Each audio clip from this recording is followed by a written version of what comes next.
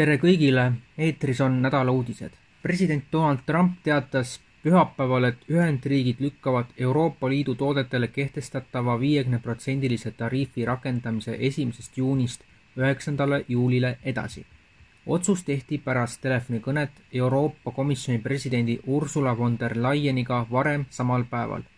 Sain täna kõne Euroopa Komisjoni presidendilt Ursula von der Leyenilt, kes taotles 1. juuni tähtaja pikendamist 50% tariifi osas seoses kaubanduse ja Euroopa Liiduga, kirjutas Trump Truth Socialis. Nõustusin pikendamisega 9. juuli 2025. Mul oli au seda teha. Komisjoni president ütles, et läbirääkimised algavad kiiresti. Trumpi avaldus järgnes von der Leyeni postitusele sotsiaalmeedia platvormil X, milles ta kirjeldas oma vestlust Trumpiga kui head kõnet. EL-il ja USA-l on maailma kõige olulisemad ja tihedamad kaubandussuhted. Euroopa on valmis läbirääkimisi kiiresti ja otsustavalt edasi viima. Hea kokkuleppe saavutamiseks vajaksime aega 9. juulini, kirjutas ta. Iisrael on Gaza-sektoris humanitaarabi jaotamiseks vastu võtnud uue raamistiku. Selle keskmes on näotuvastustehnoloogia kasutamine. Plaan tekitab laialdaselt muresid andmekaitse pärast, kuna juurdepääs toidule sõltub tulevikus sellest, kas mõjutatud isikud on biomeetriliselt registreeritud. Nagu ajakirjanik Daniel Estrin selgitab, peaksid palestiinlased enne toidupakkide kättesaamist registreeruma määratud kogumispunktides ja läbima näokontrolli. Palestiinlased tuleksid nendesse kohtadesse, registreeruksid ja neid kontrollitaks näotuvastuse abil. Nad võtaksid oma peredele pakid vastu, ütleb Estrin. ÜRO lükkab plaani tagasi. Nad hoiatavad, et levitamine, mis piirdub 4 kontrollpunktiga Gaza sektori lõunaosas, kasutab tahtlikult nälga relvana. Jaapanist pärit uus lahkamisuuring on viimastel päevadel elevust tekitanud. See teatab mikroarmide avastamisest 3 patsiendi müokardis, kes surid seletamatu südameseiskuse tagajärjel ja kellel oli ka COVID-19 vaktsineerimise anamnees. Vaatamata neile plahvatuslikele avastustele ei leidnud autorid doktor Tomomi Koizumi ja doktor Masao Ono otsest põhjuslikku seost vaktsineerimiste ja südame mikroskoopiliste muutuste vahel. See tekitab tõsiseid küsimusi ja on murettekitav, eriti arvestades varasemaid teaduslikke ja poliitilisi meetmeid vaktsiinide kõrval toimetele. Asjaolu, et autorid on vaktsineerimiste avastuste vaheliste võimalike seoste loomisel ettevaatlikud, võib tõlgendada tõendina süsteemsest kalduvusest vaktsiinide võimalikke negatiivseid mõjusid maha suruda. Teadlased ja institutsioonid, kes vaktsiine propageerivad, kipuvad selliseid uuringuid esitlema positiivses valguses või vähendama nende olulisust, et säilitada laiem ühiskondlik aksepteerimine. See võib viia tõsiste riskide jätkuva alahindamiseni rahva tervise arvelt. Implanteeritavad ajuarvutiliidesed on saabunud. Hiiglaslik samm düstoopilise digitaalse vanglaühiskonna suunas, mille eliit on meile kavandanud. Kas oleks taevas või põrgu, kui su aju oleks 24 tundi ööpäevas internetiga ühendatud? Tänapäeval näib suur osa elanikkonnast olevat püsivalt seotud oma nutitelefoni või arvutiga, kuid peagi võivad implanteeritavad ajuarvutiliidesed võimaldada inimestel oma seadmetega katkestusteta ühenduses püsida. Apple on teinud koostööd kahtlase tehnoloogia ettevõttega nimega Synchron, et töötada välja ajuimplantaat, mis võimaldaks kasutajatel digitaalseid seadmeid juhtida ainult mõtte abil. Vaktsiin on pettus. WHO nõunik ja toksikoloogia ekspert professor dr. Mustafa Ali Moht paljastab mRNA vaktsiini valed. Malaisia teadlane ja toksikoloogia ekspert professor dr. Mustafa Ali Moht rääkis sensatsioonilises intervjuus mRNA vaktsiinide ohtlikkusest. Maailma Terviseorganisatsiooni WHO konsultandina ning toidus ja keskkonnas leiduvate keskkonnatoksiinide ja mürgiste kemikaalide eksperdina on ta osalenud toidu ja ravimite ohutust jälgivatel kõrgetasemelistel kohtumistel. Tema kriitika mRNA vaktsiinide suhtes on terav ja ühemõtteline. Vaktsiin on pettus. Ärge usaldage seda, see on pettus, see pole päris, kuuldas ta, kirjeldades vaktsiine kui geenide teraapiat, mis muudab inimesed DNA-d. Erinevalt traditsioonilistest vaktsiinidest, mis viivad immuunsüsteemi tugevdamiseks organismi nõrgestatud viiruse, selgitas ta, et mRNA vaktsiinid põhjustavad organismis geneetilisi muutusi, mis võivad viia ettearvamatu tagajärgedeni nagu verehüübed ja äkksurm. Patsientide biomeetriline tuvastamine ei piirdu enam ainult arengumaadega. Paljud USA tervishoiusüsteemid kasutavad patsientide registreerimisel kontrollimiseks biomeetrilisi süsteeme, Kuigi need süsteemid võivad vähendada patsiendi andmete segiajamisest tingitud meditsiinilisi vigu, muutub problemaatiliseks siis, kui need kombineeritakse biomeetrilise isikutunnistusega, mis on vajalik finantsasutuste või valitsuse teenustele juurdepääsuks. Sellisel juhul võib vaktsineerimisnõuete mitte täitmine teoreetiliselt kaasa tuua tšeki deponeerimise, sularaha väljavõtmise, kinnisvara ostmise või autojuhtimise võimatuse. Mitteturunduslik biomeetrilise tehnoloogia ettevõte SimPrints tervitas Gavi tegevjuhti dr. Sania Nishtarit Khanas, et kontrollida vaktsineerimist biomeetrilise skanneerimise abil.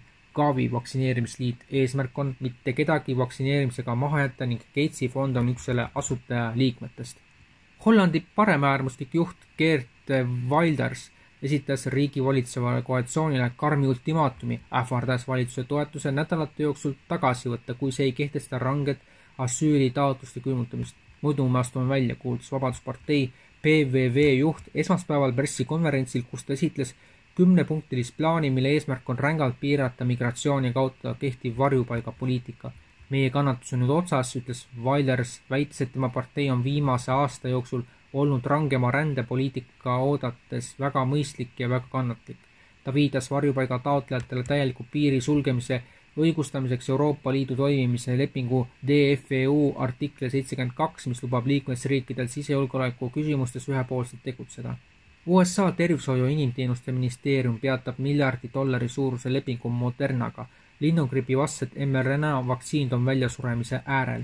Signaali efektiga samm. USA tervishoiu inimteenuste ministeerium HHS lõpetab kõik Modernaga sõlmitud lepingud mRNA põhise linnugripi vaktsiini väljatöötamiseks. Pärast aastaid kestnud tingimusteta toetust tähistab see poliitilist pöördepunkti, millel on vaktsiinitööstusele kaugele ulatuvad tagajärjed. Leping lõpetatud ehk tühistatud on $766 miljonit. Üllatava otsusega peatas USA tervishoiu inimteenuste ministeerium kõik rahalised kohustused ravimifirma Moderna ees seoses selle H5N1 linnugrippe vastase mRNA vaktsiini projektiga.